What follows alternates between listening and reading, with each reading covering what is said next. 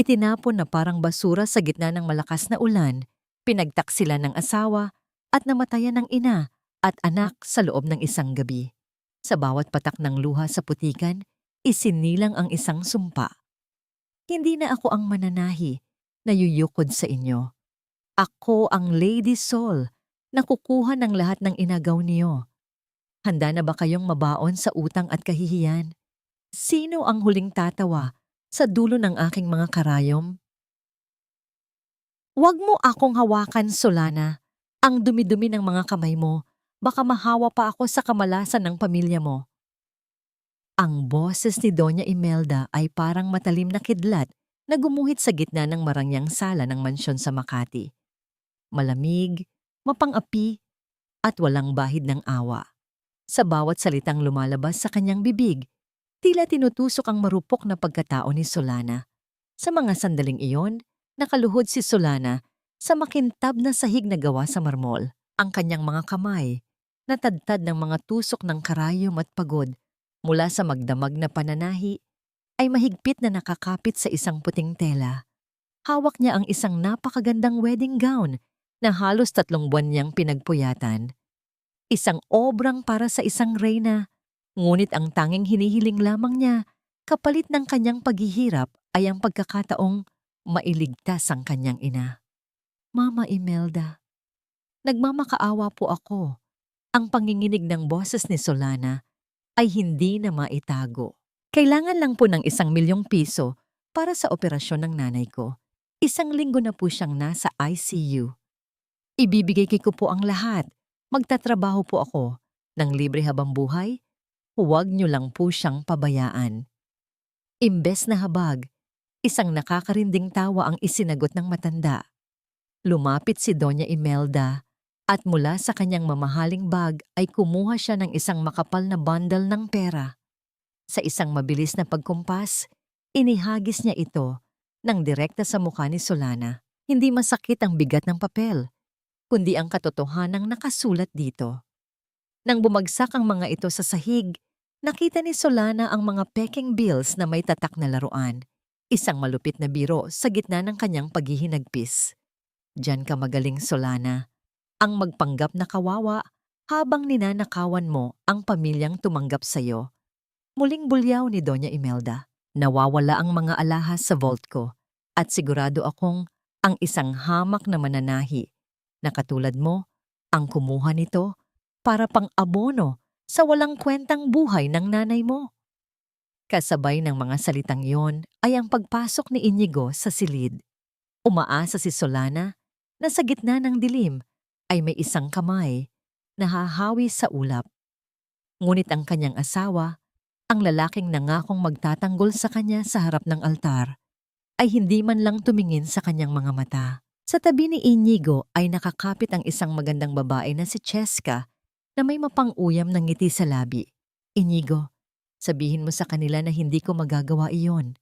Pagmamakaawa ni Solana, ang kanyang mga luha ay nagsisimulang pumatak sa telang kanyang tinatahi. Alam mong buong puso akong nagsisilbi sa inyo. Inigo, ang nanay ko, mamamatay siya kapag hindi tayo kumilos. Tiningnan lamang siya ni Inigo nang may halong pagkadiri. Tama si Mama Solana. Pagod na akong makinig sa mga drama mo. Hindi ko akalaing ang asawang pinakasalan ko ay isang magnanakaw. Umalis ka na bago ko patawagin ang mga pulis. Tila tumigil ang pag-ikot ng mundo para kay Solana. Ang bawat tibok ng kanyang puso ay naging isang mabigat na pasanin. Ramdam niya ang panunuyo ng kanyang lalamunan, ang panlalamig ng kanyang mga daliri, at ang unti-unting pagguho ng kanyang pag-asa.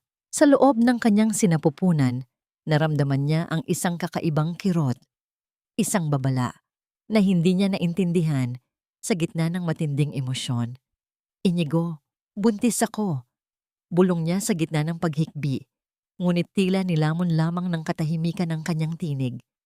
Huwag mong gamitin ang anak ko para manatili dito, sigaw ni Doña Imelda bago hudyatan ng mga bodyguard. Ilabas ang babaeng yan. Itapon ang mga gamit niya sa kalsada. Kaladkad ng 2 malalaking lalaki, Inilabas si Solana sa mansyon.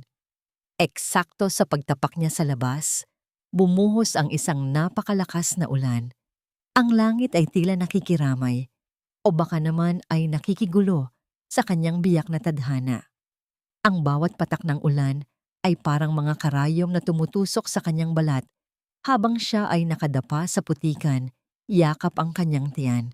Naririnig niya ang malakas na tawa ni na Doña Imelda at Cheska mula sa loob bago tuluyang sumara ang dambuhalang pintuan ng mansyon. Doon, sa gitna ng dilim at baha, naiwan si Solana na walang kahit na ano. Ang kanyang pangarap, ang kanyang dangal, at ang kanyang pamilya ay tila inanood na ng maruming tubig ng Maynila. Isang matinding hapdi ang gumuhit sa kanyang puson.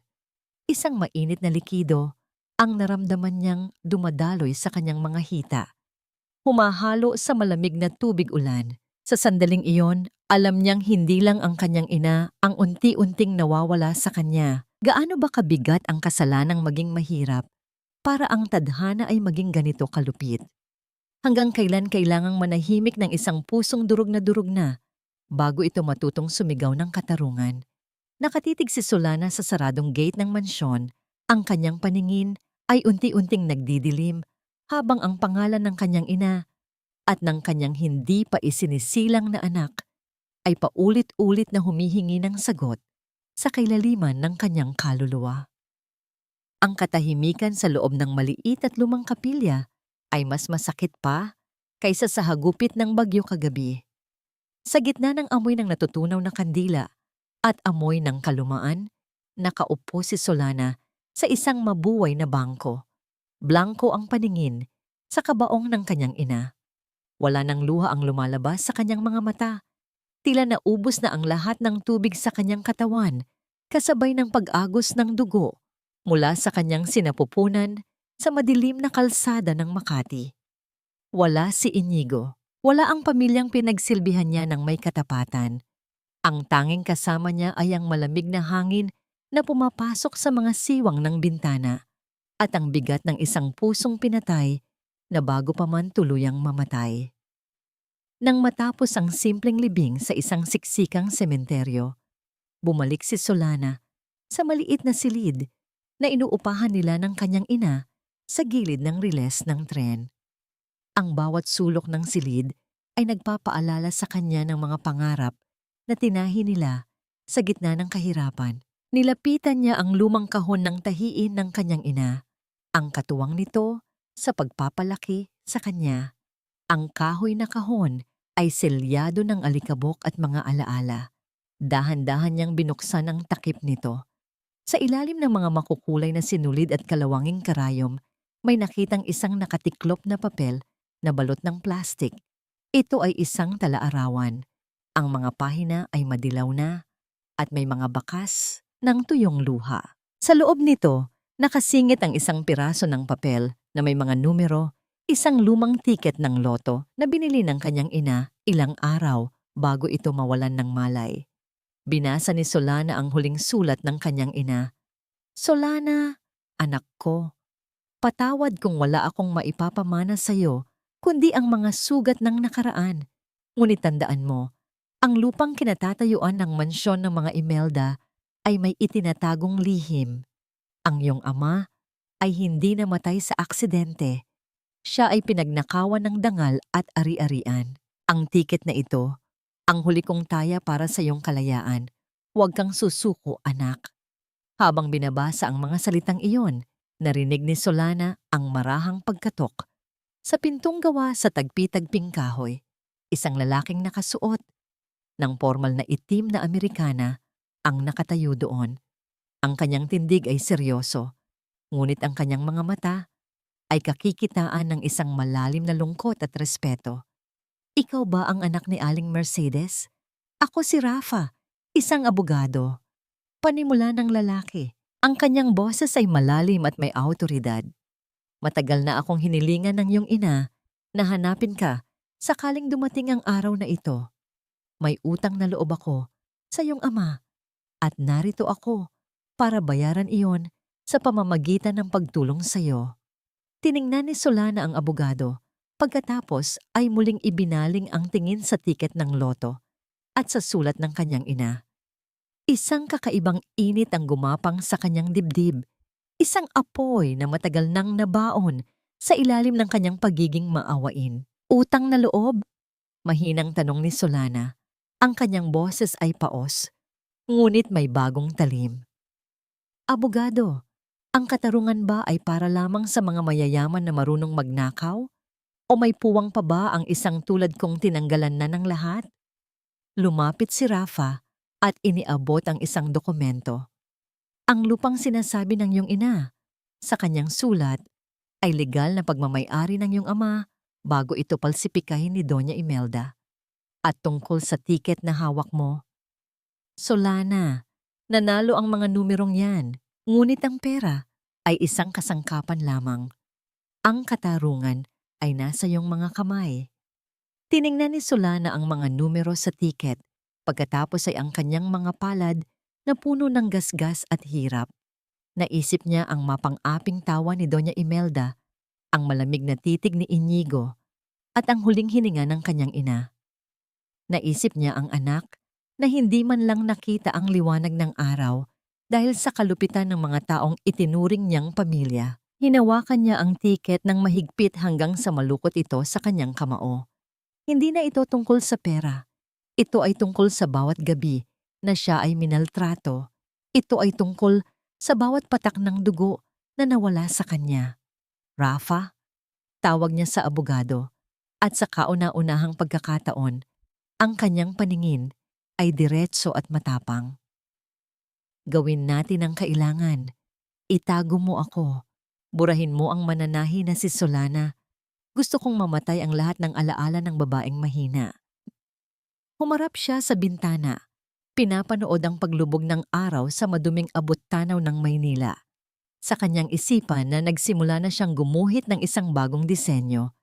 Isang disenyo na hindi para sa isang gown, kundi para sa isang bitag na dahan-dahang sasakal sa mga taong sumira sa kanyang buhay. Hindi niyo ako itinapon sa putikan. Bulong niya sa hangin na tila ba maririnig ng mga nasa loob ng mansyon sa Makati.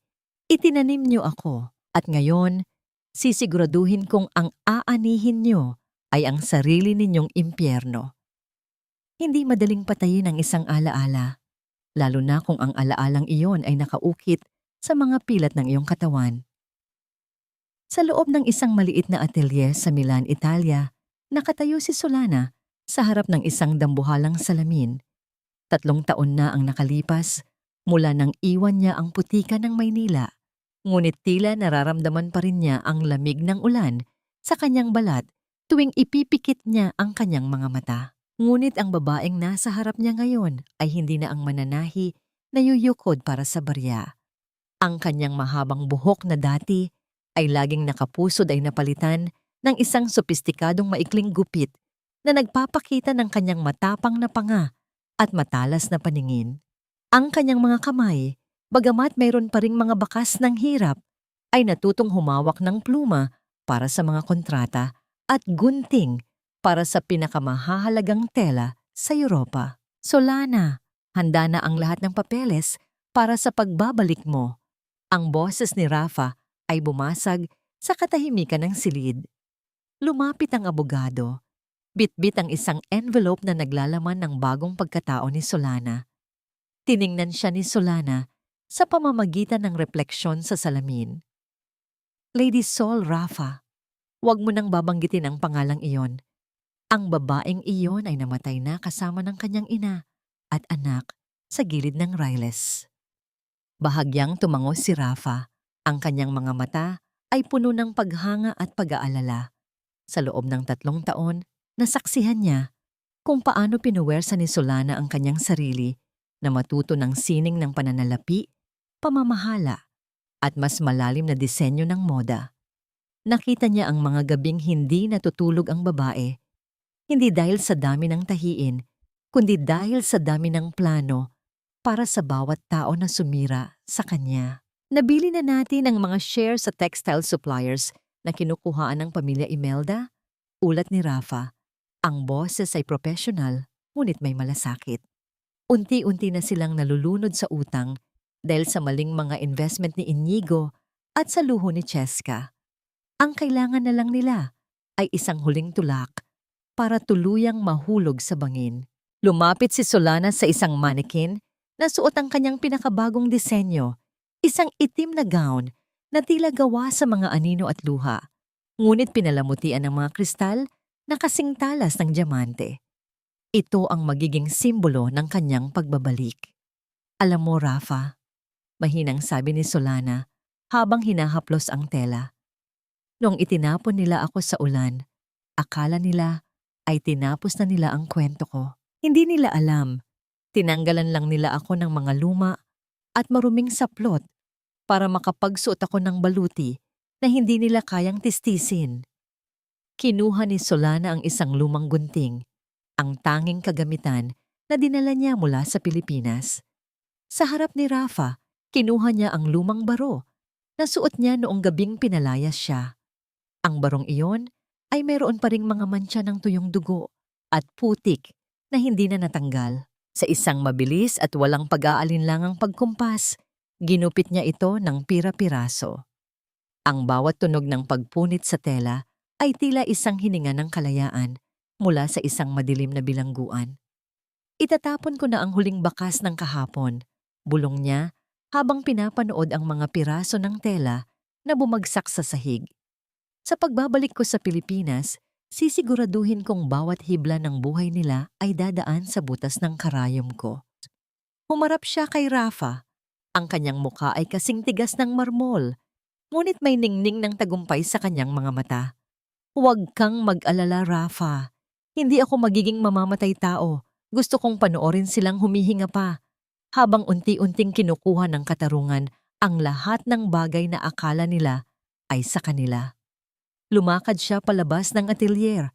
Ang tunog ng kanyang matataas na takong ay tila isang marcha ng digmaan sa tahimik na pasilyo. Sa kanyang isipan, naririnig na niya ang ingay ng Maynila, ang busina ng mga sasakyan, ang amoy ng usok, at ang tibok ng pusong uhaw sa hustisya.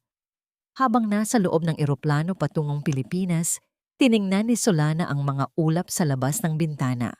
Ang kanyang kamay ay mahigpit na nakahawak sa isang handa ng plumerya na gawa sa seda, ang paboritong bulaklak ng kanyang ina. Nay, pabalik na ako. Panata niya sa sarili. Hayaan niyo akong hiramin ang inyong kabutihan para gawin ang isang bagay na kailangang gawin. Ang mananahi ay tapos na sa paggawa ng mga damit para sa iba. Ngayon, gagawa ako ng isang bitag na sadyang isinukat para sa kanila. Nang lumapag ang eroplano sa tarmac ng Ninoy Aquino International Airport, isang malamig na ngiti ang sumilay sa mga labi ni Lady Sol. Ang hangin ng Maynila ay humalik sa kanyang mukha. Tila binabati ang pagdating ng isang bagyong mas malakas kaysa sa bagyong nagtaboy sa kanya noon. Ang Makati Diamond Ballroom ay puno ng halimuyak ng mga mamahaling pabango at tunog ng mga basong kristal na nagtatamaan. Ngunit para kay Solana, ang bawat ingay ay tila isang malayo at walang kwentang bulong. Nakatayo siya sa harap ng dambuhalang pintuan, suot ang isang gown na kulay ginto at itim, isang obra maestra na tila nagliliyab sa ilalim ng mga dambuhalang chandelier. Wala na ang bakas ng babaeng basang-basa sa ulan. Ang kanyang tindig ay kasing taas ng mga skyscrapers sa paligid, at ang kanyang mukha ay selyado ng isang kagandahang nakakasilaw, ngunit nakakatakot. Lapitan. The guest of honor has arrived, anunsyo ng MC na bumasag sa katuwaan ng lahat. Nang bumukas ang pinto, tila tumigil ang paghinga ng mga tao. Naglakad si Solana papasok.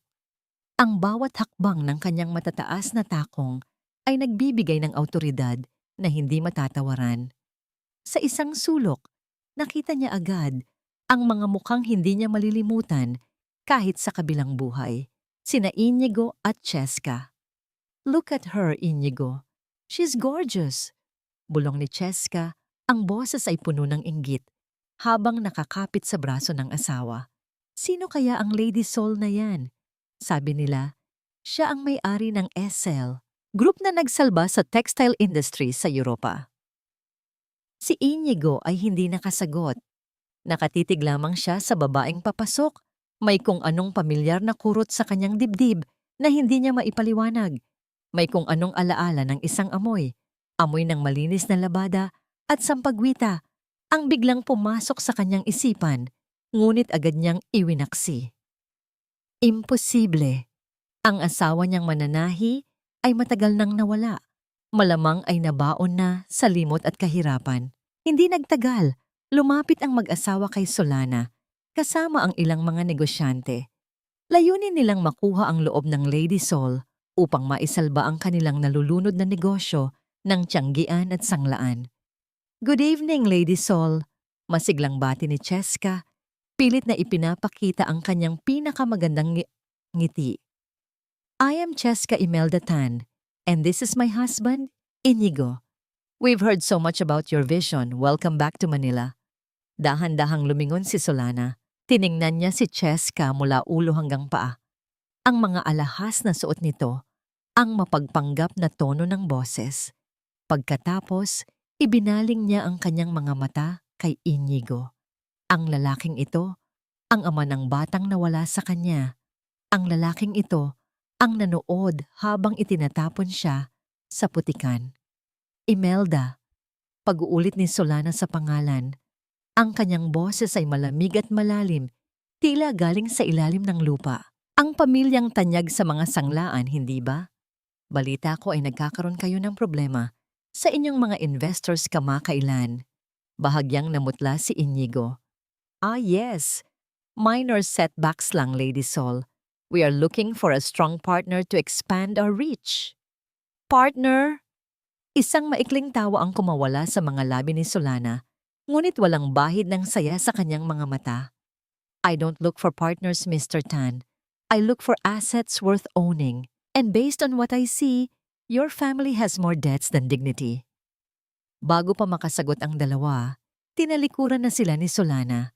Ang bawat salita niya ay tila isang sampal na iniwan silang tuliro sa gitna ng maraming tao. Maya-maya, sa isang tahimik na pasilyo patungo sa restroom, muling nagtagpo ang landas ni na Inigo at Solana. Nagkataon na walang ibang tao sa paligid. Wait, Lady Sol, tawag ni Inigo. Ang boses ay may halong pagkalito at desperasyon. May itatanong lang ako. Have we met before? Your eyes, they remind me of someone I used to know. Huminto si Solana, ngunit hindi lumingon. Nararamdaman niya ang mabilis na tibok ng kanyang puso. Hindi dahil sa pag-ibig, kundi dahil sa puot na gustong kumawala. Maraming tao ang may ganitong mga mata, Mr. Tan, sabi ni Solana habang dahan-dahang humaharap sa kanya. Lumapit siya ng bahagya, sapat na para maamoy ni Inigo ang kanyang mamahaling pabango na may halong pait ng plumerya. Ngunit ang kaibahan, ang mga matang naaalala mo ay puno ng luha at pagsusumamo. Ang mga matang kaharap mo ngayon ay puno ng katarungan. Nanlaki ang mga mata ni Inigo. Bago pa siya makapagsalita, isang tauhan ni Solana ang lumapit at may iniabot na envelope sa kanya. Isang regalo para sa inyong pamilya, sabi ni Solana bago tuluyang maglakad palayo. Nang buksan ni Inigo ang envelope, nakita niya ang isang nyanda ng puting plumerya, ang bulaklak na paborito ng ina ni Solana, at ang isang dokumento na nagsasabing ang lahat ng utang ng pamilya, Imelda, sa bangko ay nabili na ng SL Group. Sa isang saglit, ang kapangyarihan ng pamilya Imelda ay wala na sa kanilang mga kamay. Hawak na ito ng babaeng hindi nila kinilala, ng babaeng itinuring nilang basura, na ngayon ay nagbabalik bilang kanilang Panginoon. Sa loob ng opisina ni Doña Imelda, ang hangin ay tila naging kasing bigat ng bakal. Ang mga dambuhalang bintana na dati ay nagpapakita ng kagandahan ng Makati ay tila naging mga rehas ng isang bilangguang ginto. Hawak ng matanda ang kanyang mga luhang kristal na rosaryo, ngunit ang bawat usal ng kanyang dasal ay nahahaluan ng pait at panunumbat. Ang bawat butil ng rosaryo ay dumadaan sa kanyang nanginginig na mga daliri. Tila ba sinusubukang hawakan ang kapangyarihang unti-unti nang dumudulas sa kanyang mga palad. Ano ang ibig mong sabihin na hindi natin ma-withdraw ang pera sa Zurich? Ang sigaw ni Doña Imelda na bumasag sa katahimikan ng silid. Ang kanyang tinig ay mataas at pumapalahaw, malayo sa mahinahon at kagalang-galang na imahe na pilit niyang ipinapakita sa publiko. Inigo, ibinigay ko sa iyo ang lahat ng tiwala ko para pangasiwaan ang mga investments natin. Bakit tayo umabot sa ganito? Nakayuko si Inigo. Ang kanyang mga kamay ay nanginginig habang hawak ang mga ulat mula sa bangko. Ang pawis ay dumadaloy mula sa kanyang noo, bumabagsak sa mga papeles na puno ng pulang marka ng pagkalugi. Mama, hindi ko rin maintindihan. Ang lahat ng mga textile suppliers natin ay biglang nag-demand ng full payment. At ang mas malala, ang SL Group. Sila na ang may-ari ng halos lahat ng utang natin sa bangko. Sila ang may hawak ng leeg natin ngayon, Ma. Isang maling galaw lang natin, kukunin nila pati ang mansyong ito. Sa kabilang dako ng mansyon, sa loob ng kanyang marangyang kwarto, naroon si Cheska. Abala siya sa pag-aayos ng kanyang mga mamahaling gown para sa nalalapit na kasal na pinamagatang Wedding of the Century. Ngunit sa likod ng kanyang mga ngiti sa social media, may isang lihim na takot na bumabalot sa kanya. Alam niyang kailangang matuloy ang kasal na ito upang maisalba ang kanyang sariling reputasyon at makuha ang huling yaman ng mga Imelda bago pa man ito tuluyang maglaho. Inigo, kailangan nating bilisan ang kasal, sabi ni Cheska nang pumasok ang lalaki sa silid.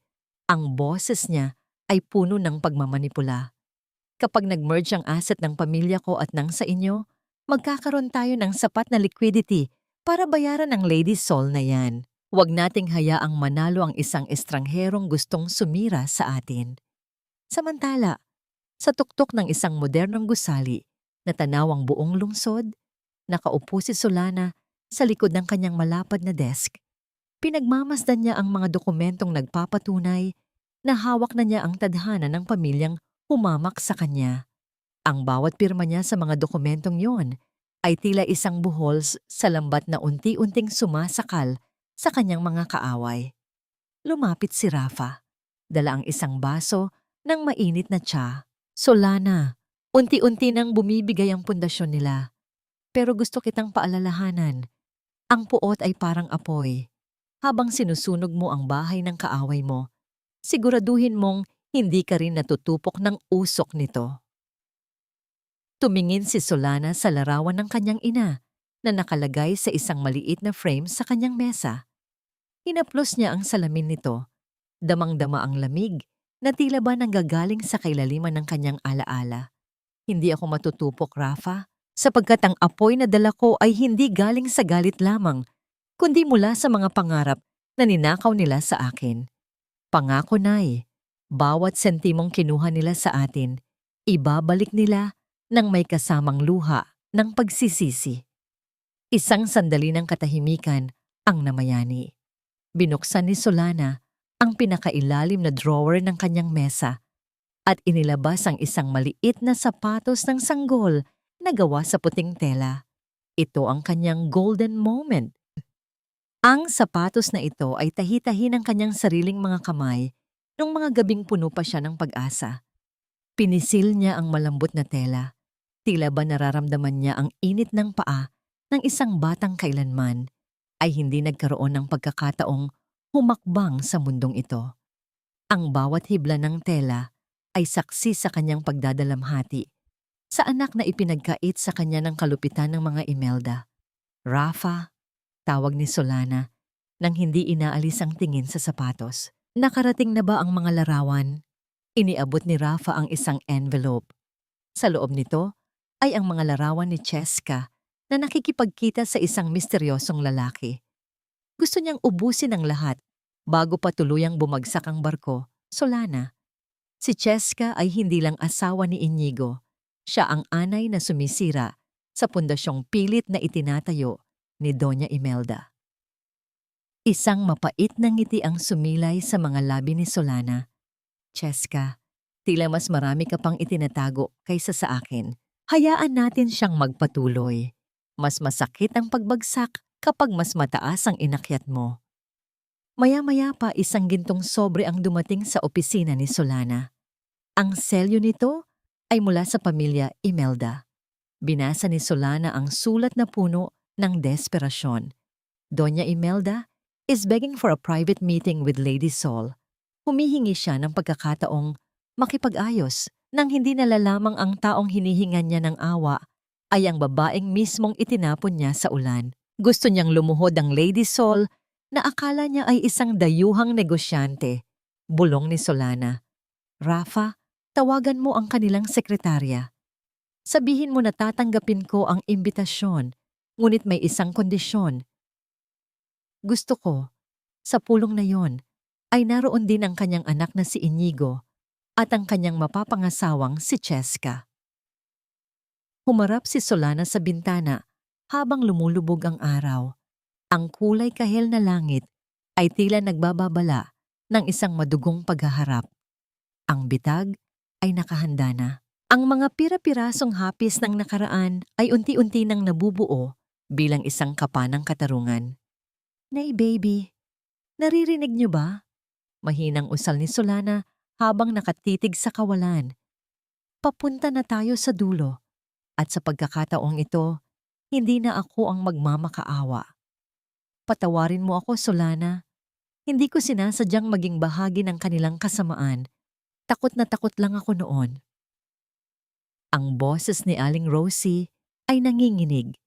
Tila isang tuyong dahon na hinahampas ng hangin. Sa loob ng isang madilim at tahimik na silid sa likod ng atelier ni Solana, ang matandang dating katulong ng mga Imelda ay nakayuko. Hindi makatingin.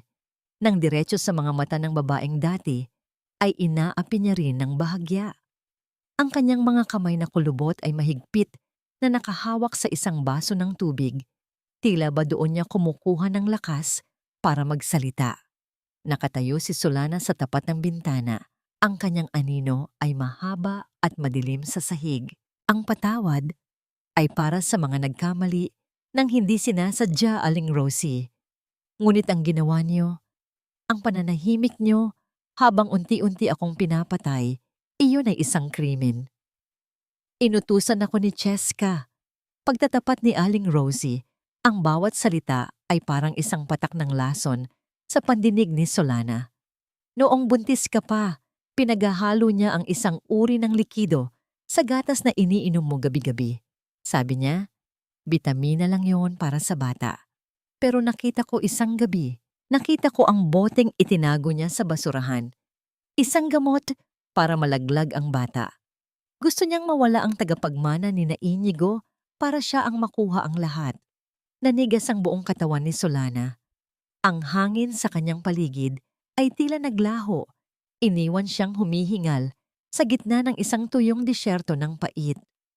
Ang kanyang mga kuko ay bumaon sa kanyang mga palad hanggang sa makaramdam siya ng hapdi.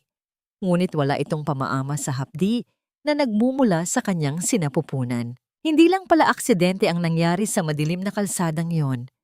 Pinatay nila ang kanyang anak bago pa man ito makahingi ng tulong. At ang kwintas? Tanong ni Solana. Ang kanyang boses ay naging isang matalas na bulong. Ang kwintas na naging dahilan para palayasin ako at tawaging magnanakaw? Si Doña Imelda ang naglagay noon sa ilalim ng unan mo, hikbi ni Aling Rosie.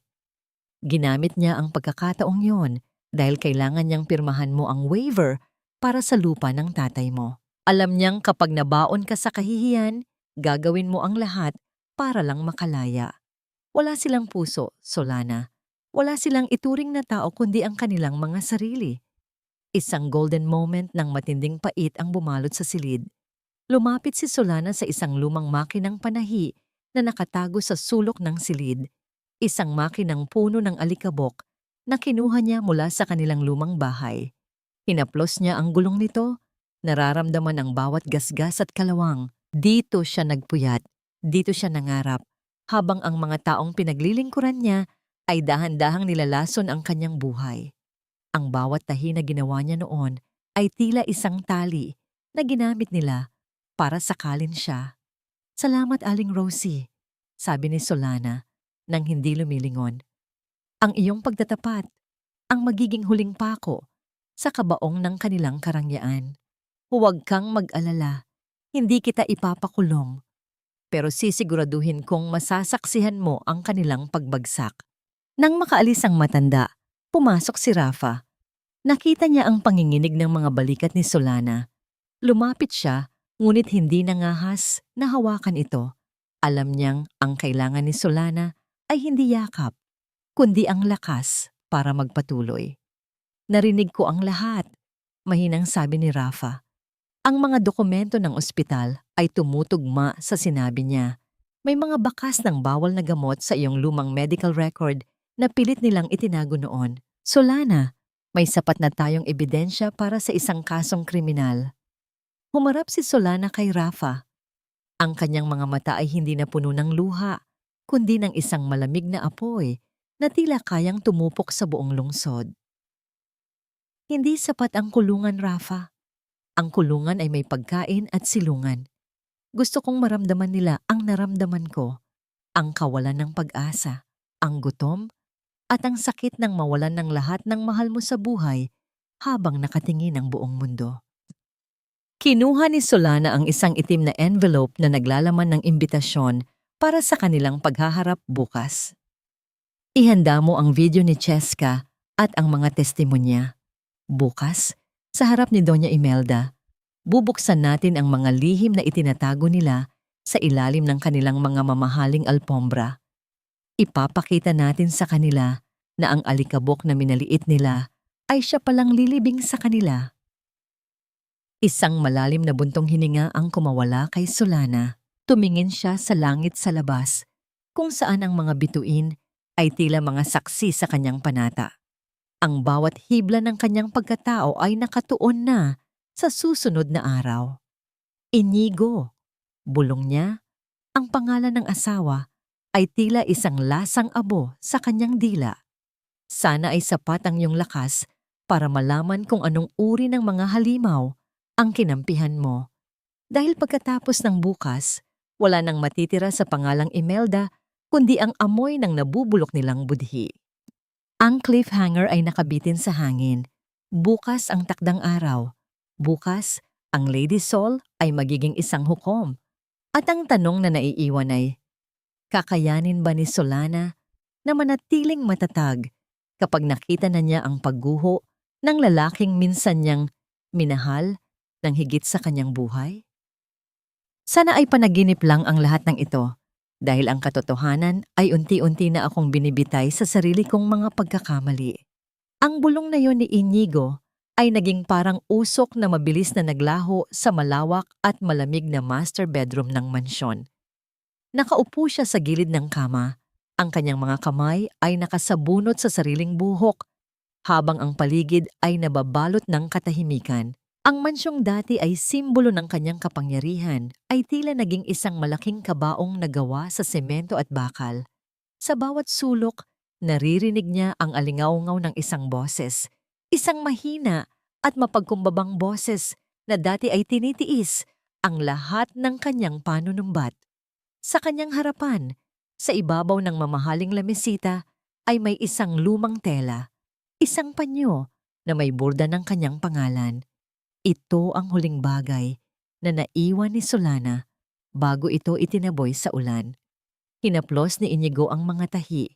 Ang bawat hibla ay nagpapaalala sa kanya ng mga gabing hinahayaan niyang kutyain ng kanyang ina, ang asawa, habang siya ay nananatiling tahimik. Ang pagsisisi ay parang anay na dahan-dahang kumakain sa haligi ng kanyang pagkatao. Iniiwan siyang hungkag at marupok. Kinabukasan, sa utos ng kanyang desperasyon, nagtungo si Inigo sa tanggapan ng SL Group. Hindi niya kasama ang kanyang ina o si Cheska. Gusto niyang harapin ang Lady Sol na ito ng mag-isa, umaasang may isang bahagi ng kanyang pagkalalaki ang makakakuha ng pabor mula sa matitigas na mata ng negosyante. Nang bumukas, ang dambuhalang pintuan ng opisina ni Solana, ang bango ng plumerya ay agad na humalik sa kanyang pangamoy. Isang amoy na tila isang kutsilyong humihiwa sa kanyang gunita. Nakatalikod si Solana, nakatingin sa naglalakihang mga gusali ng Makati. Lady Sol, panimula ni Inigo, ang kanyang boses, ay hindi na ang mapagmataas na boses ng isang tagapagmana. Naparito ako hindi para sa negosyo, kundi para sa isang pakiusap. Alam kong hawak niyo ang lahat ng aming mga ari-arian, pero pakiusap, huwag ang mansyon. Doon tumanda ang aking ina. Doon ang huling alaala ko ng pamilyang sinira ko. Dahan-dahang humarap si Solana. Ang kanyang mukha ay selyado ng isang malamig na ngiti na hindi umaabot sa kanyang mga mata. Mister, Tan, sa mundo ng negosyo, ang mga alaala ay walang halaga kung hindi ito kayang bayaran ng sapat na kapital. Ang mansyong sinasabi mo ay nakasanla na sa amin at ayon sa ulat, wala kayong kakayahang tubusin ito. Lumapit si Inigo, ang kanyang mga mata ay puno ng pagod. Bakit niyo ba ito ginagawa? Bakit parang may personal kayong galit sa amin? You don't just want our money, you want us to crawl. Isang golden moment ng matinding tensyon ang namayani. Lumapit si Solana sa kanya. Sapat na para makita ni Inigo ang bawat detalye ng kanyang mukha. Sa isang mabilis na pagkilos, inayos ni Solana ang nagulong kurbata ni Inigo. Isang kilos na madalas niyang gawin noong sila ay mag-asawa pa. Ang kanyang mga daliri ay bahagyang dumapos sa balat ni Inigo at doon, nanlaki ang mga mata ng lalaki. Nakita ni Inigo ang isang maliit na pilat sa pulso ni Solana. Isang bakas ng paso mula sa mainit na sabaw na ibinuhos sa kanya ni Doña Imelda noong unang taon ng kanilang pagsasama. Isang pilat na pilit na itinago ni Solana noon sa pamamagitan ng kanyang mga mahahabang manggas. Ang pilat na yan. Bulong ni Inigo, ang kanyang paghinga ay bumilis. Solana, ikaw ba yan? Hindi nagbago ang ekspresyon ni Solana. Ang mga pilat, Mr. Tan, ay mga kwento ng kaligtasan. Hindi mahalaga kung sino ako noon. Ang mahalaga ay kung sino ako ngayon sa harap mo. At ngayon, ako ang taong magpapasya kung may sisikatan pa bang araw ang inyong bukas. Napaurong si Inigo, ang kanyang tuhod ay tila nawalan ng lakas. Patawarin mo ako. Hindi ko alam. Hindi ko akalaing nakaligtas ka. Sabi ni Mama, sabi ni Cheska, namatay ka na raw sa ospital ng gabing iyon. Namatay nga ang Solana na kilala niyo, Inigo. Ang boses ni Solana ay naging kasing talas ng labaha. Pinatay niyo siya sa gitna ng baha. Pinatay niyo ang kanyang pag-asa, ang kanyang ina at ang kanyang anak. Ang kaharap mo ngayon ay ang multo ng inyong mga kasalanan. Isang mabigat na katahimikan ang bumalot sa silid.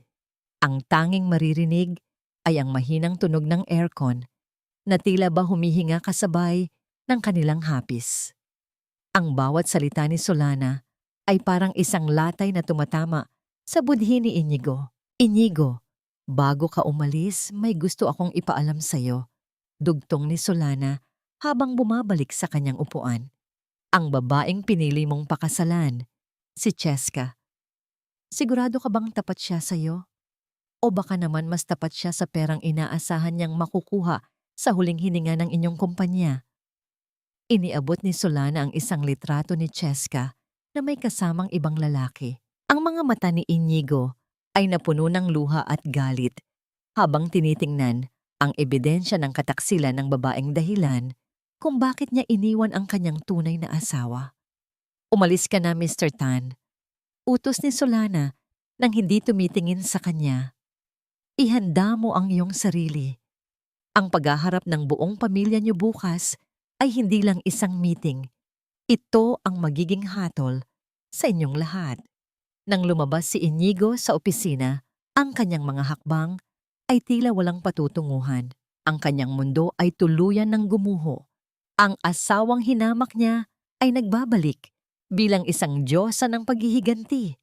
At ang babaeng pinagpalitan niya ay isa palang ahas na handang lumunok sa kanya. Naiwan si Solana sa loob. Ang kanyang mga kamay ay mahigpit na nakakapit sa gilid ng kanyang mesa. Ramdam niya ang panginginig ng kanyang buong pagkatao. Ang makita ang pagsisisi sa mga mata ni Inigo ay hindi nagbigay sa kanya ng inaasahang saya. Sa halip, isa itong mapait na tagumpay na nagpapaalala sa kanya na kahit anong yaman ang makuha niya, ang kanyang ina at anak ay hindi na babalik. Huli na ang lahat, Inigo. Bulong niya sa hangin habang ang isang patak ng luha ay dahan-dahang gumuguhit sa kanyang pisngi. Ang pagsisisi mo ay hindi makakabuhay sa mga patay. Ang cliffhanger. Bukas ang kasal ni na Inigo at Cheska at bukas din ang itinakdang oras ni Solana para sa huling pagsisiwalat. Magagawa kaya ni Inigo na pigilan ng lahat o hahayaan na lang niyang lamunin sila ng bagyong sinimulan ni Solana? Ang silid ng pulong sa pinakamataas na palapag ng SL Tower ay nababalot ng isang presyong nakakasakal. Ang bawat buntong hininga ay tila naiiwan sa hangin, naghihintay ng isang pagsabog. Sa gitna ng mahabang mesa, nagawa sa makintab na itim na marmol, nakaupo si Solana. Ang kanyang suot na pulang Amerikana ay tila kulay ng dugong sariwa pa sa kanyang alaala. Isang babala na hindi napansin ng mga taong nasa kanyang harapan. Pumasok ang pamilya Imelda na tila mga bilanggo na haharap sa hatol. Si Doña Imelda na pilit pa ring nagpapakita ng autoridad sa kabila ng kanyang namumutlang mukha ay naupo sa tapat ni Solana. Sa kanyang kanan ay si Inigo na hindi makatingin ng diretsyo mo. At sa kaliwa ay si Cheska na panay ang ayos ng kanyang mamahaling singsing, pilit itinatago ang panginginig ng mga daliri. Lady Sol, panimula ni Doña Imelda, ang kanyang boses, ay may bahid ng panginginig na pilit itinatago ng pekeng kagalangan. Naparito kami para tapusin ang gulo sa pagitan ng ating mga kumpanya. Handa kaming ibigay ang aming mga shares sa textile division. Huwag niyo lang ituloy ang foreclosure sa aming mansyon at sa mga lupain sa Cavite. Isang malamig na katahimikan ang sumunod. Dahan-dahang ibinaba ni Solana ang kanyang hawak na bolpen. Ang tunog ng paglapag nito sa marmol ay tila isang hatol na umalingaw-ngaw sa buong silid. Ang mansyon? Ang mga lupain? Tanong ni Solana. Ang kanyang boses ay mahinahon ngunit may talim ng isang labaha. Akala niyo ba ay pera lang ang habol ko sa inyo, Doña Imelda? Masyado niyo namang minaliit ang halaga ng mga bagay na kinuha niyo sa akin. Hindi kita maintindihan, sagot ng matanda, habang mahigpit na hinahawakan ang kanyang mga butili ng rosaryo sa ilalim ng mesa. Ngayon lang tayo nagkita, wala kaming kinuha sa iyo. Dahan-dahang tumayo si Solana. Lumakad siya, paikot sa mesa. Ang bawat hakbang ng kanyang sapatos ay nagbibigay ng mabigat na ritmo sa katahimikan ng silid.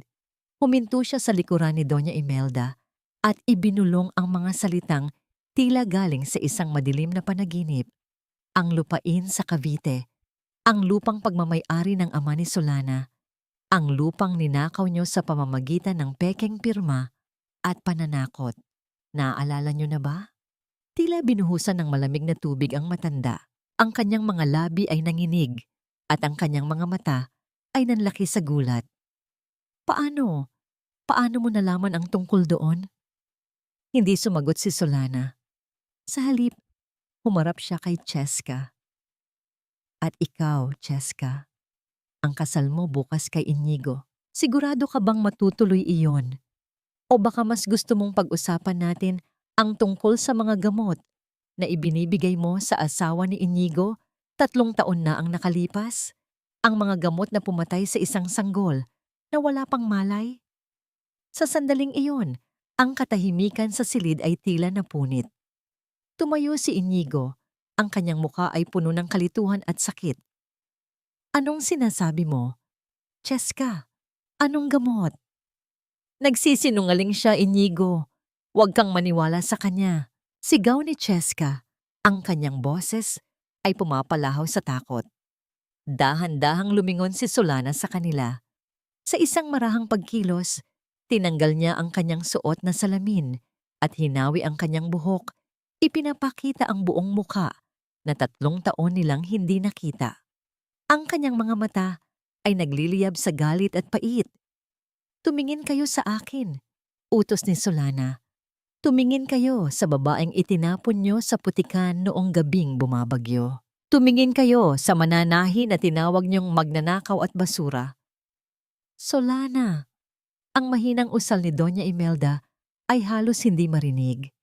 Ang kanyang mga butil ng rosaryo ay tuluyang nalaglag sa sahig.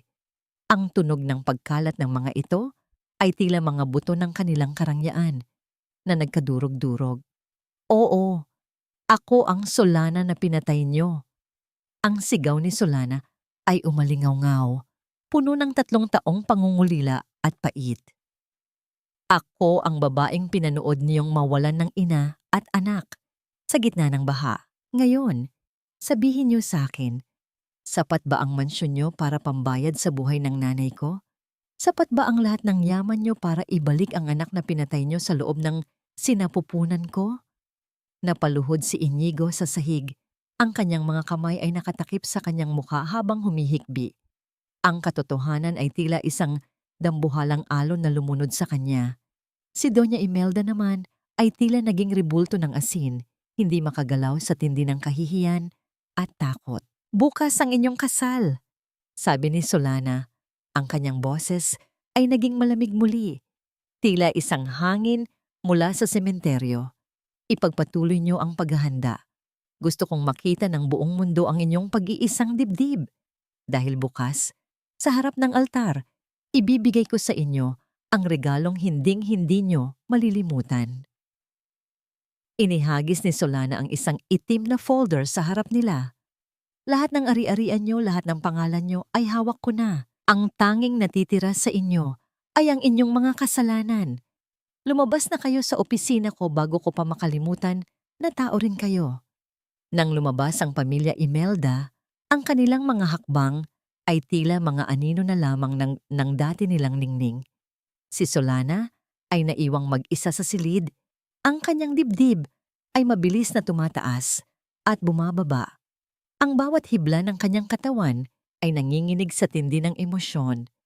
Lumapit si Rafa at dahan-dahang inilapag ang kanyang kamay sa balikat ni Solana.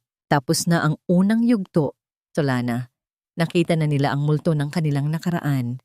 Hindi pa, Rafa, bulong ni Solana habang nakatingin sa kanyang mga kamay na nanginginig. Bukas sa simbahan, doon ko sila tuluyang lilibing sa kahihiyan. Nay baby, konting tiis na lang. Ang cliffhanger, bukas ang wedding of the century, ngunit si Solana ay may nakahandang ebidensya na hindi lang sisira sa kasal, kundi magdadala kay Cheska at Doña Imelda sa likod ng mga rehas. Kakayanin ba ni Inigo na harapin ang huling hatol o may gagawin siyang masakit na desisyon na babago sa lahat? Ang mga kampana ng Manila Cathedral ay tumutunog ng may kakaibang bigat, tila ba nagbababala sa buong lungsod ng isang darating na unos. Sa loob ng dambuhalang simbahan, ang bango ng libu-libong puting rosas ay humahalo sa amoy ng mamahaling insenso, ngunit para kay Inigo, ang paligid ay tila amoy ng isang nabubulok na sikreto. Nakatayo siya sa harap ng altar, ang kanyang mga kamay ay malamig at nanginginig sa loob ng kanyang puting barong. Tuwing titingin siya sa krus, ang nakikita niya ay hindi ang mukha ng Panginoon, kundi ang mga mata ni Solana na puno ng pait. Sa kabilang dako, ang pintuan ng simbahan ay bumukas at pumasok si Cheska. Suot niya ang pinakamahal na wedding gown sa kasaysayan ng Makati, isang trahe de boda na tila gawa sa mga ulap at diamante. Naglalakad siya sa gitna ng aisle ng may mapagmataas na ngiti, tila ba nakamit na niya ang rurok ng kanyang mga pangarap. Sa bawat hakbang niya sa pulang carpet, nararamdaman niya ang inggit ng mga panauhin. At iyon ang nagbibigay sa kanya ng lakas. Naupo si Doña Imelda sa unang hilera, ang kanyang mga kamay ay mahigpit na nakakapit sa kanyang rosaryo. Ang kanyang mukha ay selyado ng isang pilit na ngiti. Pilit itinatago ang katotohanang ang kanilang pamilya ay nakalutang na lamang sa isang manipis na hibla ng pag-asa. Nang dumating ang bahagi ng seremonya kung saan itatanong ng pari kung may sino mang tumututol sa kasal, ang katahimikan sa loob ng katedral ay naging kasing talas ng isang kutsilyo. Walang sino mang humihinga. Ngunit bago pa makapagsalita ang pari, ang dambuhalang pintuan ng simbahan ay muling bumukas nang may malakas na tunog ng paghampas ng kahoy sa pader. Lahat ng mata ay lumingon. Doon, sa gitna ng liwanag na nagmumula sa labas, nakatayo si Lady Sol. Ang kanyang suot na itim na gown ay tila isang anino ng kamatayan sa gitna ng puting kasalan. Kasunod niya si Rafa na may dalang isang itim na envelope at si Aling Rosie na nakayuko ngunit may determinasyon sa bawat hakbang. Itigil ang kasal na ito. Ang boses ni Solana ay umaling-awngaw sa bawat sulok ng katedral, malamig at puno ng awtoridad. Anong ibig sabihin nito? Guard, ilabas ang babaeng yan. Sigaw ni Doña Imelda. Ang kanyang boses ay pumiyok sa takot. Hindi natinag si Solana. Lumakad siya patungo sa altar. Ang tunog ng kanyang mga takong ay tila bawat tibok ng orasan ng tadhana. Huminto siya sa harap ni na Inigo at Cheska. Inigo, bago mo isuot ang singsing sa babaeng ito, gusto kong panoorin mo ang huling regalong inihanda ko para sa'yo, sabi ni Solana. Sa isang iglap, ang mga projector na nakakabit sa paligid ng simbahan para sa kasal ay bumukas, ngunit hindi mga litrato ng pag-ibig ang lumabas. Isang video ang lumabas, isang tagong pag-uusap ni Cheska at ng kanyang kalaguyo sa isang hotel, kung saan pinagtatawanan nila si Inigo at pinag-uusapan ang pag-ubos sa pera ng mga Imelda. Kasunod nito ay ang mga dokumento ng ospital, ang mga ebidensya ng pagkalason ni Solana na naging sanhi ng pagkawala ng kanyang anak. Ang mga bulong ng mga panauhin ay naging parang mga bubuyog na nagkakagulo. Si Cheska ay napasandal sa altar. Ang kanyang muka ay kasing puti ng kanyang gown. Si Inigo naman ay tila naging isang rebulto. Ang kanyang mga mata ay nanonood sa bawat detalye ng kataksilan ng babaeng nasa harap niya. At ikaw, Doña Imelda, dugtong ni Solana habang humaharap sa matanda. Narito si Aling Rosie. Handa siyang sabihin sa harap ng Diyos at ng mga taong ito kung paano mo itinanim ang kwintas sa gamit ko para lang nakawin ang lupa ng tatay ko. Handa ka na bang aminin ang lahat ng iyong kasalanan? Sinungaling ka. Wala kang ebidensya. Huling hirit ni Doña Imelda. Ngunit ang kanyang nanginginig na mga kamay ang nagbunyag ng kanyang takot. Isang golden moment ng matinding pagguho ang naganap ng lapitan ni Inigo si Cheska. Hindi niya ito sinaktan, ngunit ang titig na ibinigay niya ay mas masakit pa sa anumang sampal. Kinuha niya ang singsing at itinapon ito sa sahig. Ang kalansing ng ginto sa marmol ay tila ang tunog ng huling piraso ng kanyang dangal na nagkadurog-durog. Inigo, makinig ka sa akin. Pakiusap. Ang halos pabulong na pagsusumamo ni Cheska, ngunit huli na ang lahat. Humarap si Inigo kay Solana. Ang mga mata niya'y basang-basa ng pagsisisi. Solana, patawad. Dahil sa aking pagkabulag, nawala ang sarili kong anak. Tinitigan siya ni Solana. Hindi galit ang namayani, kundi mabigat na dalamhati para sa mga buhay na nadurog. Ang kapatawaran ay hindi para sa akin, Inigo. Ialay mo yon sa mga hindi na makakarinig ng paghingi mo ng tawad. Sa labas ng simbahan, naririnig na ang tunog ng mga sirena ng pulis. Pumasok ang mga otoridad para arestuhin sina Cheska at Doña Imelda sa kasong estafa at tangkang pagpatay. Ang mga panauhin ay nagmamadaling lumabas. Iniiwan ang simbahan na puno ng nagkalat na mga bulaklak at nasirang mga pangarap. Nakatayo si Solana sa gitna ng altar, mag-isa.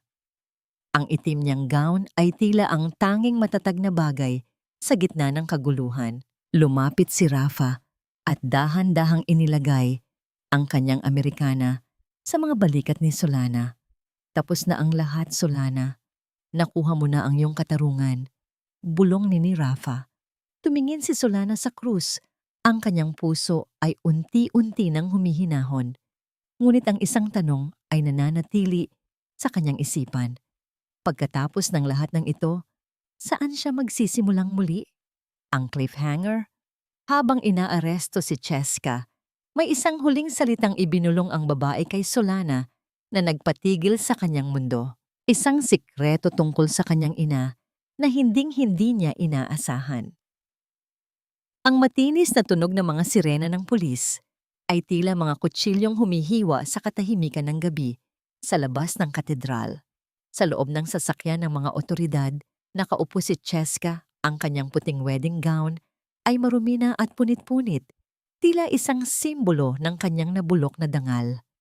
Sa bawat pag-ikot ng gulong ng sasakyan, papalayo sa karangyaan at patungo sa madilim na rehas, ang kanyang mga mata ay nananatiling nakatitig sa kawalan. Ang huling bulong niya kay Solana sa harap ng altar ay tila isang lason na iniwan niya para patuloy na pahirapan ang kaluluwa ng kanyang kaaway. Hindi lang sakit ang pumatay sa nanay mo, Solana. Ang boses ni Cheska ay umuukit sa isipan ni Solana habang nakatayo ito sa malawak na balkonahe ng kanyang penthouse. Itinago ni Doña Imelda ang mga huling sulat ng tatay mo na naglalaman ng perang sapat sana para sa operasyon niya. Pinanood niyang mamatay ang nanay mo habang hawak niya ang susi ng inyong kaligtasan. Ang hangin sa Makati ay malamig, ngunit ang puot na nararamdaman ni Solana ay mas matindi pa. Hawak niya ang isang lumang itim na envelope na nakuha ni Rafa mula sa vault ng mga Imelda matapos ang foreclosure. Sa loob nito ay ang mga sulat na tinutukoy ni Cheska, mga sulat na may petsang ilang buwan bago mamatay ang kanyang ina. Ang kanyang ama, bago ito pumanaw, ay nag-iwan ng isang trust fund na ipinagkatiwala kay Doña Imelda, ngunit ang matanda ay mas piniling lamunin ng pera kaysa iligtas ang buhay ng kaisa-isang kaibigan ng kanyang yumaong asawa. Samantala, sa loob ng mansyon ng mga Imelda na ngayon ay wala ng kuryente at puno ng mga selyo ng korte, nakaupo si Inigo sa sahig ng sala. Wala na ang mga mamahaling painting, wala na ang mga kristal na chandelier. Ang tanging liwanag na natitira ay mula sa isang maliit na kandila na unti-unti nang nauubos.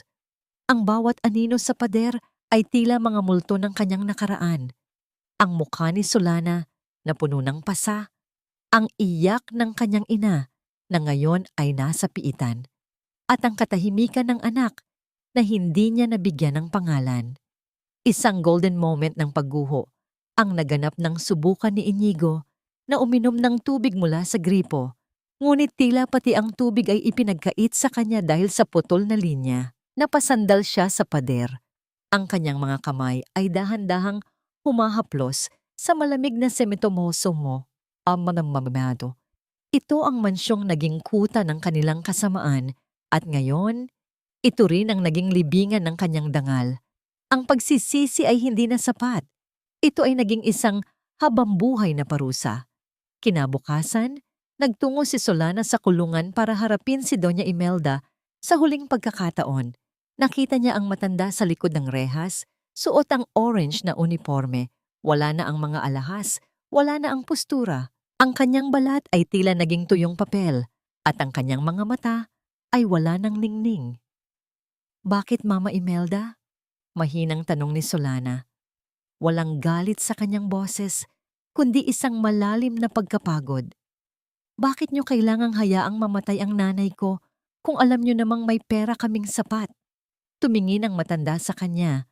Ang kanyang mga labi ay nanginig bago sumagot.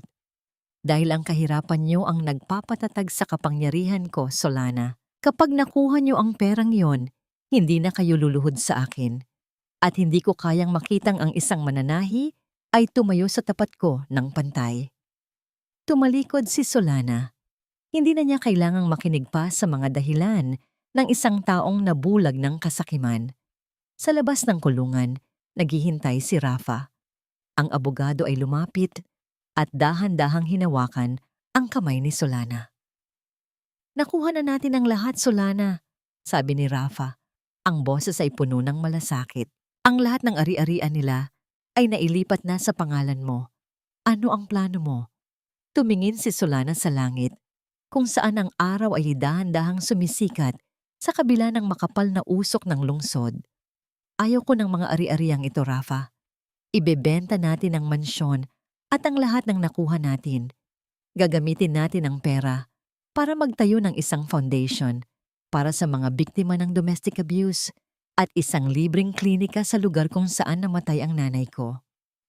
"At si Inigo?" tanong ni Rafa. "Hayaan natin siyang mabuhay sa mundo na siya mismo ang gumawa," sagot ni Solana.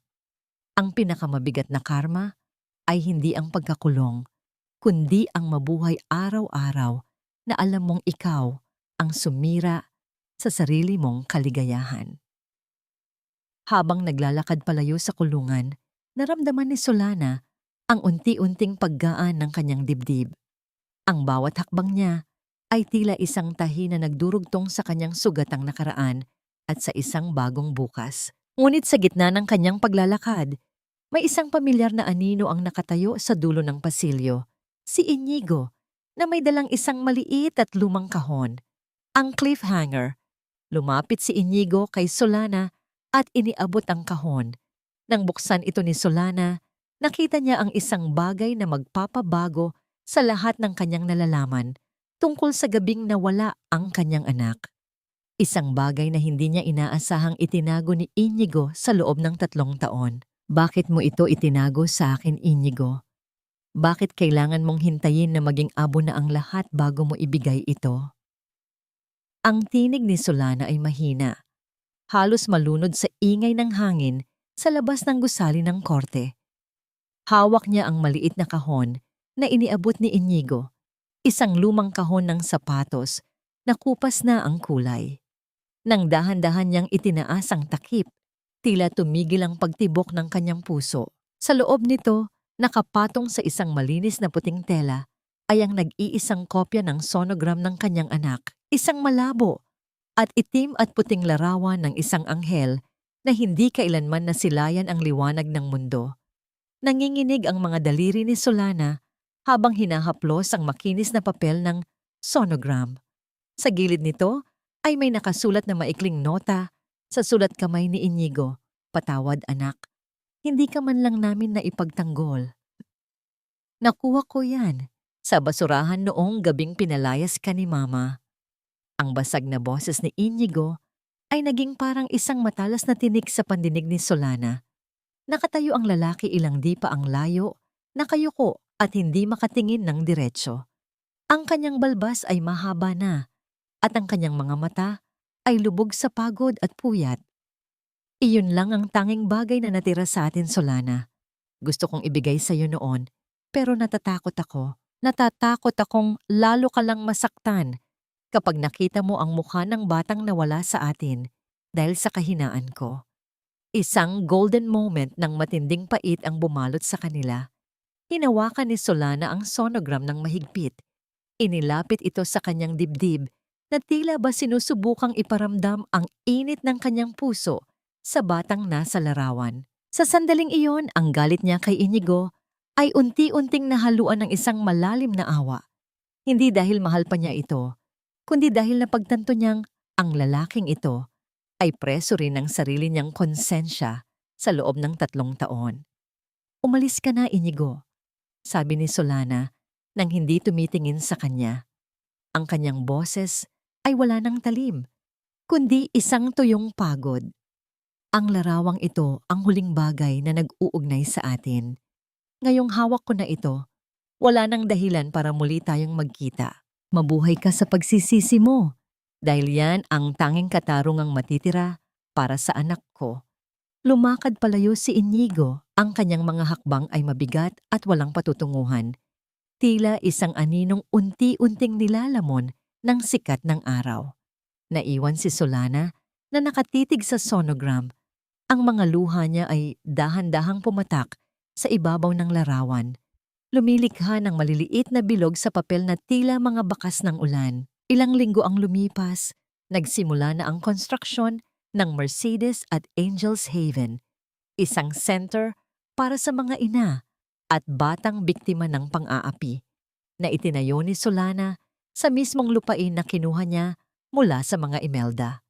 Sa bawat paghampas ng martilyo sa mga pako at sa bawat pagbuhos ng semento, nararamdaman ni Solana na tila dahan-dahan din niyang binubuo ang sarili niyang pagkatao. Kasama niya si Rafa sa bawat hakbang. Isang hapon, habang pinagmamasdan nila ang paglubog ng araw mula sa itinatayong gusali, inabutan siya ni Rafa ng isang nyanda ng sariwang plumerya. "Solana, kailangan mo ring magpahinga," mahinang sabi ni Rafa. Ang kanyang boses ay puno ng kalinga. "Hindi mo kailangang pasanin ang buong mundo para lang mapatunayan na nakuha mo na ang katarungan. Ang katarungan ay hindi lang ang pagkapanalo sa korte, kundi ang mahanap mo ang kapayapaan sa loob mo." Tumingin si Solana sa abogado. Nararamdaman ang init ng presensya nito na tila isang kumot sa malamig na gabi. "Salamat, Rafa. Kung hindi dahil sa'yo, baka naging halimaw na rin ako sa paghahanap ko ng paghihiganti. Pero minsan, natatakot ako. Natatakot ako na kapag nawala na ang galit ko, wala nang matira sa akin." "Matitira ang pag-ibig, Solana," sagot ni Rafa habang dahan-dahang hinahawakan ang kamay ni Solana. "Ang pag-ibig na ibibigay mo sa mga taong tutulungan mo rito, sa center, ang pag-ibig na karapat-dapat mong matanggap." Isang sandali ng katahimikan ang namayani sa pagitan nila. Isang katahimikang hindi na puno ng tensyon, kundi ng isang umuusbong na pag-asa. Ngunit ang kapayapaang iyon ay agad na nabulabog ng lumapit. Ang isa sa mga tauhan ni Solana, "Lady Sol, may kailangan po kayong makita," sabi ng tauhan. Ang muka ay puno ng pagkalito.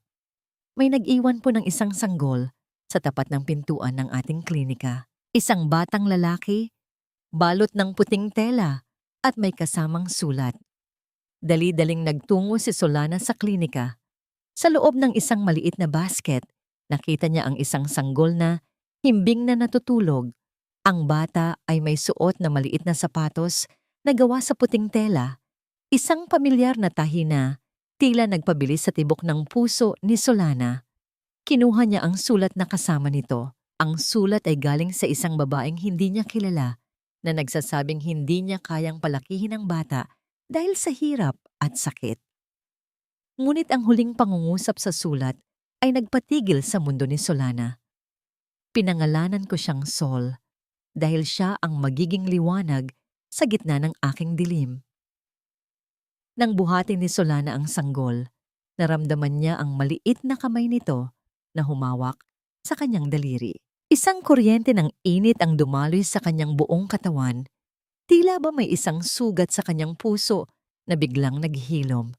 Tiningnan niya ang bata at sa kauna-unahang pagkakataon sa loob ng maraming taon, isang tunay at tapat na ngiti ang sumilay sa kanyang mga labi. Ang cliffhanger. Habang yakap ni Solana ang sanggol, napansin niya ang isang birthmark sa likod ng tenga ng bata. Isang marka na eksaktong katulad ng marka ni Inigo at ng kanyang pamilya. Isang nakagigimbal na hinala ang pumasok sa kanyang isipan. Sino ba talaga ang sanggol na ito at bakit ito iniwan sa kanya? Bakit parang pamilyar ang pintig ng iyong puso, maliit na anghel? Bakit tila ikaw ang sagot sa mga tanong na hindi ko nahiningan ng kasagutan? Ang bulong na yon ni Solana ay naging parang isang dambuhalang yakap sa tahimik na silid ng klinika. Hawak niya ang sanggol. Ang init ng balat nito ay tumatagos sa kanyang suot na mamahaling blusa. Ang bawat paghinga ng bata ay tila isang banayad na himig na nagpapakalma sa bawat hibla ng kanyang pagkatao. Ngunit nang makita niya ang maliit na marka sa likod ng tenga ng sanggol, isang hugis-pusong nunal na eksaktong katulad ng kay Inigo, ang kanyang mundo ay tila muling yanig ng isang huling lindol ng tadhana. Nanginginig ang mga kamay ni Solana habang muling binabasa ang sulat na kasama ng bata. Sa likod ng papel, may isang maikling talata na hindi niya napansin kanina. Isang sulat kamay na kilala niya, kahit gaano pa ito naging magulo dahil sa panginginig. Solana. Ang boses ni Inigo ay tila umaalingaw-ngaw mula sa papel. Ang batang ito ay anak ko sa isang babaeng nakilala ko noong mga araw na iniwan mo ako. Namatay ang kanyang ina sa panganganak at alam kong wala akong karapatang humiling sa iyo. Ngunit ikaw lang ang kilala kong may pusong sapat para bigyan siya ng buhay na hindi ko kayang ibigay. Ipinagkatiwala ko siya sa iyo, hindi bilang isang Imelda, kundi bilang isang batang nangangailangan ng liwanag. Patawarin mo ako sa huling pagkakataon. Isang golden moment ng matinding paglalaban ng loob ang namayani kay Solana. Tiningnan niya ang sanggol, pagkatapos ay ang pinto, kung saan malamang ay huling sumulyap si Inigo bago tuluyang maglaho. Ang dugo ng pamilyang sumira sa kanyang buhay ay nasa kanyang mga bisig. Maari niyang itaboy ang bata, maari niyang ibalik ito sa kawalan, ngunit ang maliit na sapatos na puti na suot ng bata, ang sapatos na siya mismo ang nagtahi para sa anak na nawala sa kanya, ang naging huling depensa ng kanyang puso. Solana, ang mahinang boses ni Rafa ay bumasag sa kanyang malalim na pag-iisip. Lumapit ang abogado. Ang kanyang mga mata ay puno ng pangunawa. Nahanap namin si Inigo sa labas ng gate. Hindi na siya lumaban.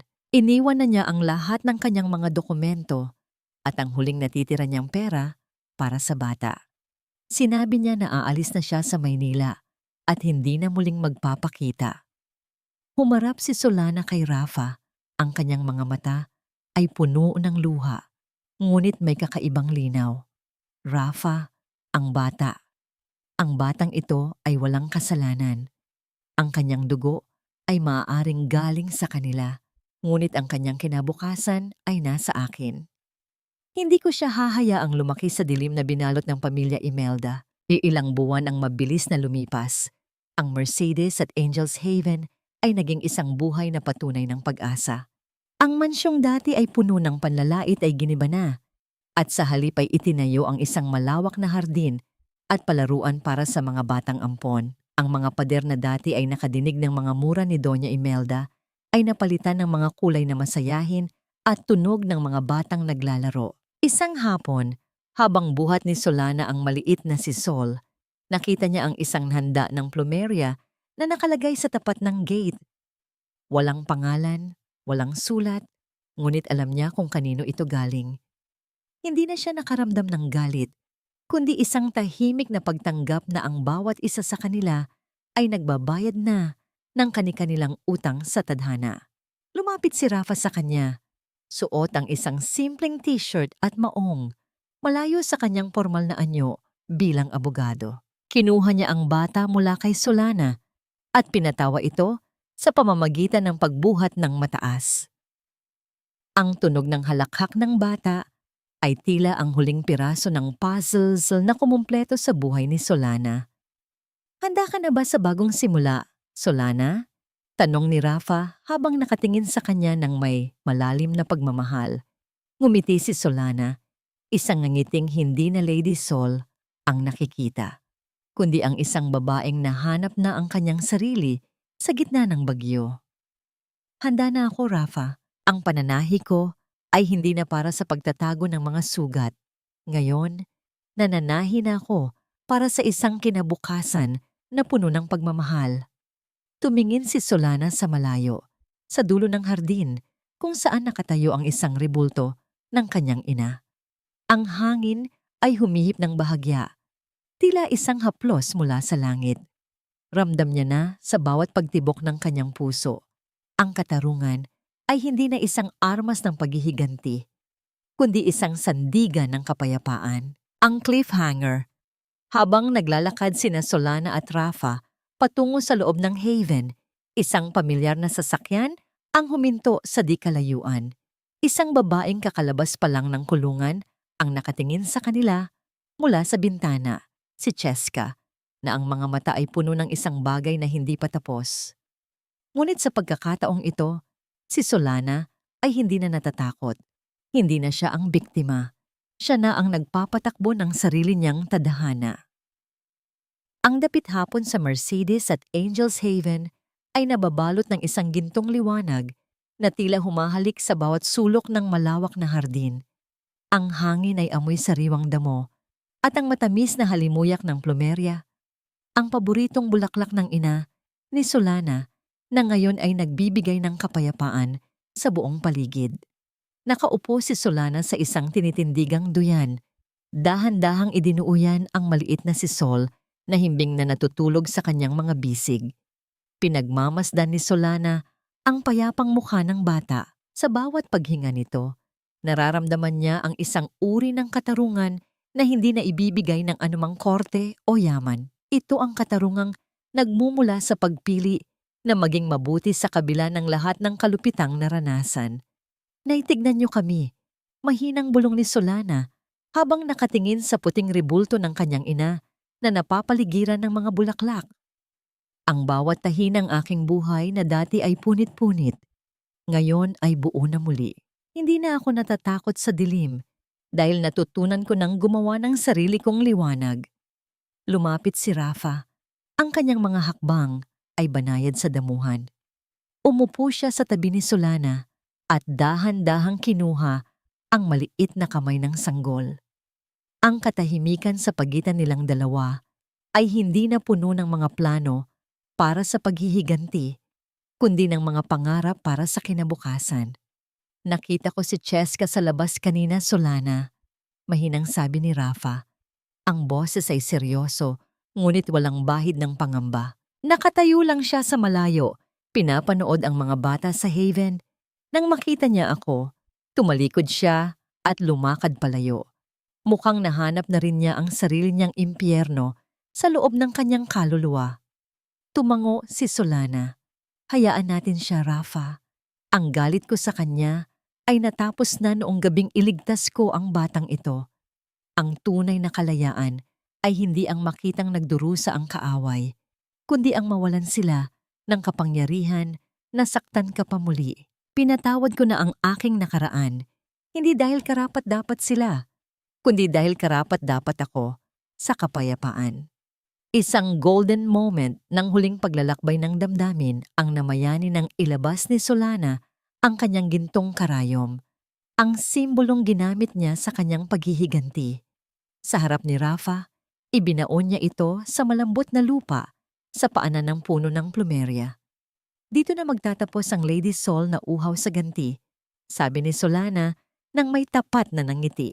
Mula ngayon, ako na lang si Solana, isang ina, isang kaibigan, at isang babaeng marunong muling magmahal. Hinawakan ni Rafa ang kamay ni Solana at dahan-dahang inilapit ang kanyang mukha. Isang banayad na halik sa noo ang ibinigay niya, isang pangako ng katapatan na hinding-hindi na mabubura ng anumang unos.